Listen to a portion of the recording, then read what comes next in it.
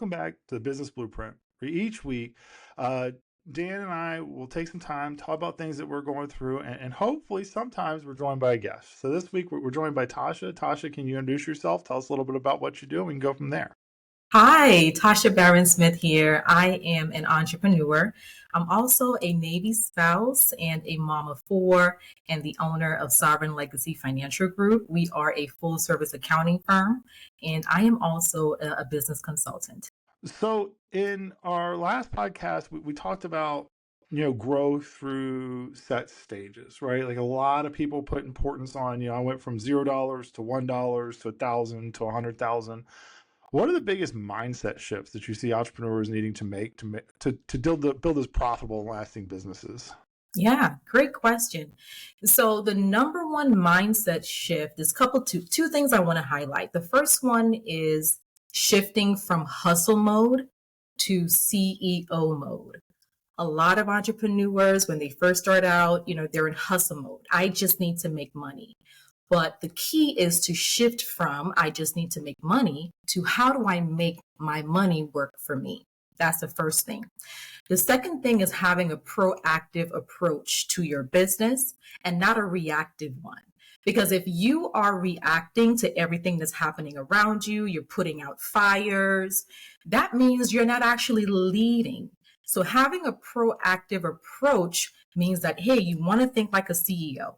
You want to price to profit. You don't want to price because you want everyone to afford your services. You want to be able to price so that you can make a profit. You want to look at your cash flow, right? Keep your eye on your cash flow. And you definitely want to have strategies in place to help you to succeed. So when you're pricing to profit, you're setting boundaries, you're looking at your cash flow, and you're working and operating based on strategy. That's a whole different mindset. That's CEO level thinking instead of hustle, hustle, hustle just to get another dollar. You mentioned cash flow on our other podcasts, and you mentioned it here. And one of the unique things about this podcast is we have individuals who are tuning in to either get advice or to learn what we're doing or even learn from some of our mistakes. And we like to help other entrepreneurs grow and succeed. And so for those who are new and they're hearing cash flow, can you maybe just identify what that actually is and means? Yeah, so cash flow is what you have coming in, the revenue that you're generating for your business, how frequently the money flows into your bank account. That's your cash flow, right? The other side of that is what you're spending, right? What's coming out. And so the goal is to always ensure that we have more coming in than we have coming out. And a lot of times, what affects cash flow is that a lot of business owners just ignore their accounts. They don't want to look at it. And they don't even know what's coming in and what's coming out. You're swiping blindly. They are investing and signing up for things that perhaps they cannot even afford. So cash flow, all that affects your cash flow. But cash flow is the lifeline of your business because you're a business to make money. And so that revenue and that cash flow is important. And cash flow analysis, that's one of the reports that I enjoy getting on a weekly basis. I said weekly on purpose. I know a lot of business owners I talk to maybe get it monthly, but it is starting to switch your mindset from reactive, like you said, just, hey, I'm swiping a credit card and I'll figure out how to pay the bill later, to proactive, being like, hey, do I need this purchase right now or should I wait? How does that proactive mindset really change the trajectory of what you see for your clients' futures? It shifts your power. It shifts the power dynamic. It shifts where, one of the things that I teach within my community is you want to be a master of your money. You want to be a money master. And one of the things that we say is, I command my money. I command my money and I tell it where to go. And so you want to be a master of your money. And a lot of times we're not. A lot of times we are blindly, like you said, doing things. So it's taking your power back. A lot of times people can show profits on paper. I've seen, people can show profits on paper and they look at their bank accounts and the money isn't there. So where is the money, right? And so you don't want to be paper. You don't want to just be profitable on paper. You actually want to have that cash in your accounts, in your assets, but you definitely want to have that cash. So understanding your cash flow and getting that weekly report, it shifts your power. It keeps you in command of your money. That way you can tell it where to go. Mm-hmm. Speaking of being able to command your money, what are some of the financial mistakes that you've seen some of your clients either make or come to you and you're like, oh, wait a second, time out. We may need to rethink this. Oh my goodness. There's several mistakes that a lot of entrepreneurs make. So for example, their pricing, a lot of times their pricing does not align to what they are building in their business. So they are undercharging and they are overextending themselves. There's no structure. So there's no accounts payable system. There's no account receivable system. As a business owner, entrepreneurs, when someone sends an invoice, they think the idea is that I have to pay this right now. But generally as a business, people should give you 7 to 30 days, to pay an invoice. And so because you want to keep your eye on your cash flow, so having these systems in place helps you command your money. Not because the money is in the account means that it's available to actually spend. And so having systems in place and accounting systems in place with your account receivable, account payable helps ensure that cash flow is stable, that your obligations are being met, that you're not overextending yourself. Having someone review your pricing with you also ensures that you are profitable. Yeah, I like reviewing pricing, right? Going through the SKUs. How long does it take you to make one unit of product?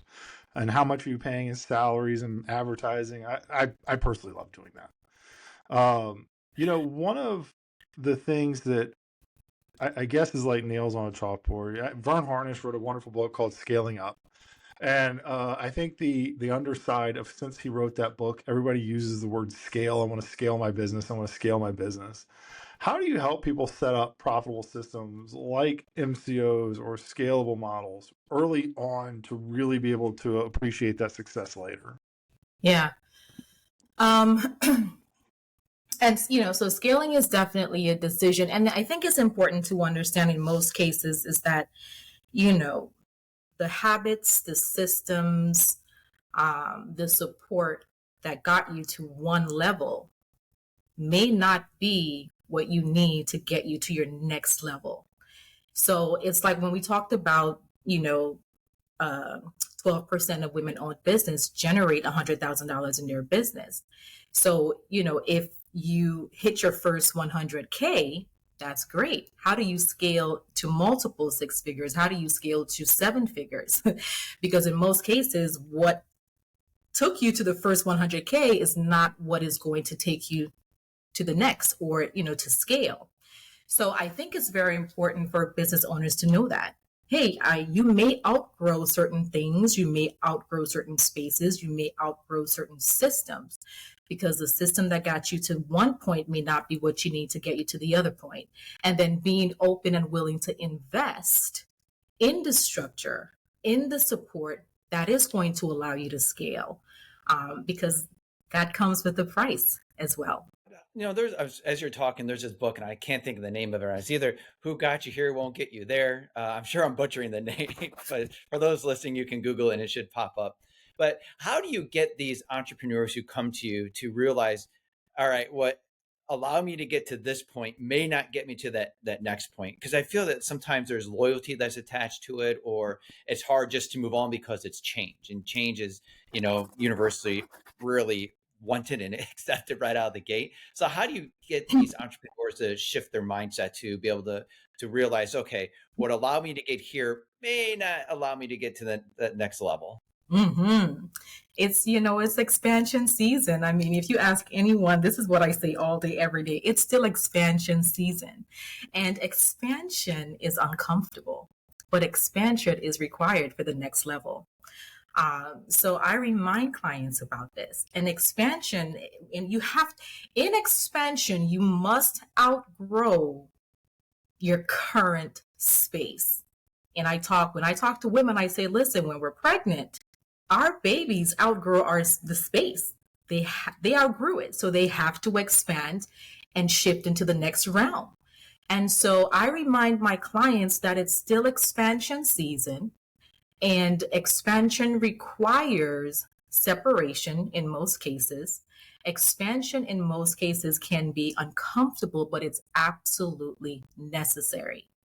And then it goes back to that self-trust and trusting yourself to make the best decisions for your business, right? Because it's legacy building. When you're building a legacy, we can't be too caught up about the opinions of others, because we're building something perhaps no one can see but ourselves.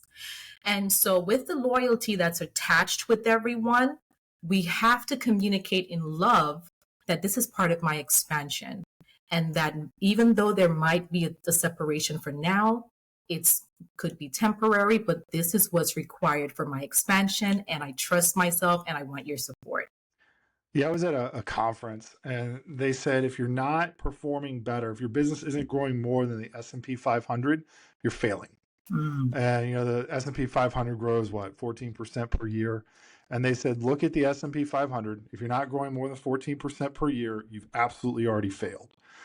And when you're talking about that growth, you're talking about one of my favorite terms, new level, new devil. So when you're working through stuff, when does it make sense for somebody to transition from a bookkeeper to a CFO? And what is a CFO? What's the difference between a CFO and a bookkeeper? Yeah, that's a great question. So what happens, once you register your business, right? So you have an EIN from the IRS, you register your business with the state, you got your business license locally, you get your bank accounts, you're in business, you are official. The next thing you want to do is websites are important, yes. But the next thing you want to do is hire a bookkeeper. At least get you a bookkeeper. You want to have a bookkeeper on your team to help you with that foundation and to help you with that structure. It's going to help you to be proactive. Now, once you're making at least $100,000 in your business, you definitely want to expand your accounting team and you want to have a CFO on board.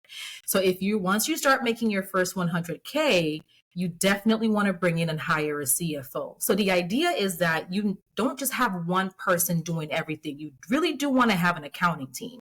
You want to have a bookkeeper. You want to have a tax preparer. You want to have, a CPA. You want to have a CFO. You definitely want to have a full accounting team, especially when if you're making over $500,000 million range, you want to have that full accounting team.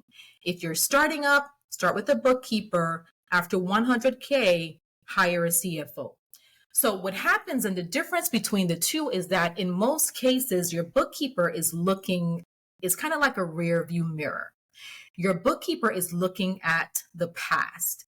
Your bookkeeper wouldn't see your transactions until after you've made them. They see what you've spent after you've spent it. And so they organize your data based on what has already happened in the past, which is key.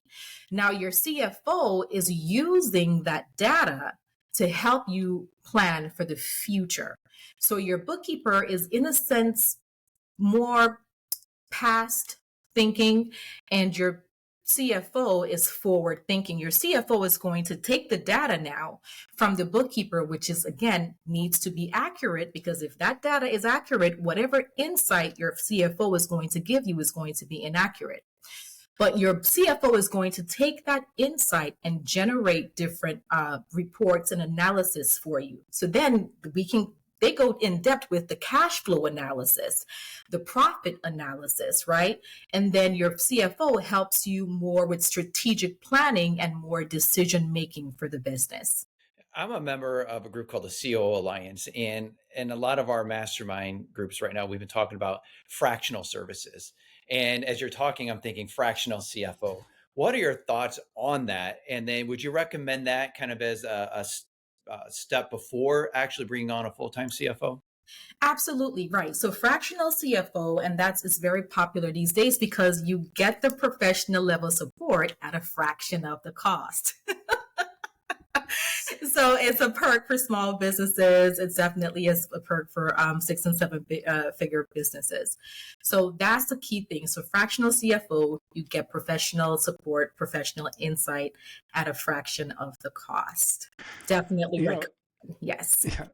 And as we're talking about these fractional services, if you look 50 years ago, if you're talking about a $100,000 a month business, you're talking about $8,800 a month, right? You're talking about $1 million a month business, you're talking about $88,000 a month. And as we look 50 years ago, no, like fractional CFOs weren't available. It just wasn't there.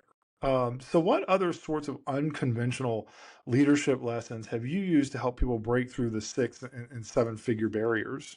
Yeah, I mean, that's where I mentioned as a coach. So, people hire me to mentor them and coach them into profitability as well.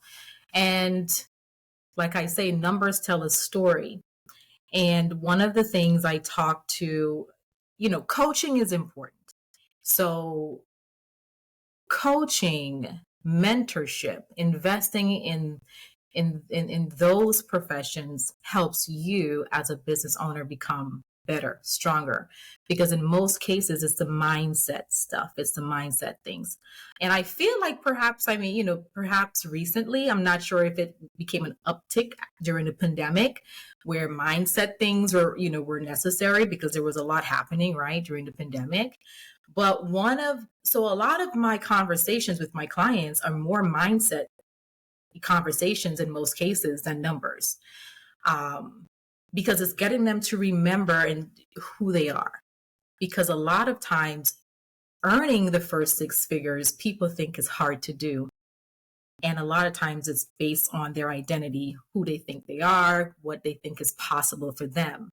And there are so many brilliant, intelligent, phenomenal men and women who, for whatever reason, doubt and fear can keep them back. And so coaching is kind of one of those, maybe perhaps non-traditional, professions and strategies that will help that phenomenal, intelligent person break through the mental barriers to actually create legacy, to actually declare expansion, and build something memorable. I was on a podcast recently, and the host asked me what are some of my daily routines that kind of help me get ready for the day or to deal with potentially issues that may arise. So I kind of want to ask you a similar question. What are daily practices that you do or daily habits that either worked for you or you recommend to other entrepreneurs as they navigate some of this growth or the change and the uncertainty that comes with being an entrepreneur? Absolutely, and I remember ever since I was, like in high school and as a young girl, like I love to read. So reading is I would sit in a quiet space and read a book, and that's my self-care time. So daily, you want to have some level of learning implemented into your day. Professional development, self-development, that's important, right? Read a book for 15 minutes, 30 minutes, I don't know, listen to an audio book, right?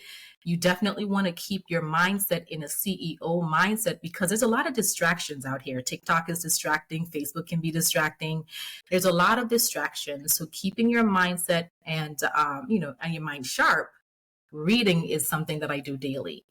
Affirmations and declarations. I'm very big on my declarations and my affirmations, right? Because I feel like I know that words have power and speaking over my life is very important. And I also journal. So before I go to bed, I journal because I feel like there's just something beautiful about that reflection process. So just kind of journal about what happened, throughout the day and what you thought about certain things that happened.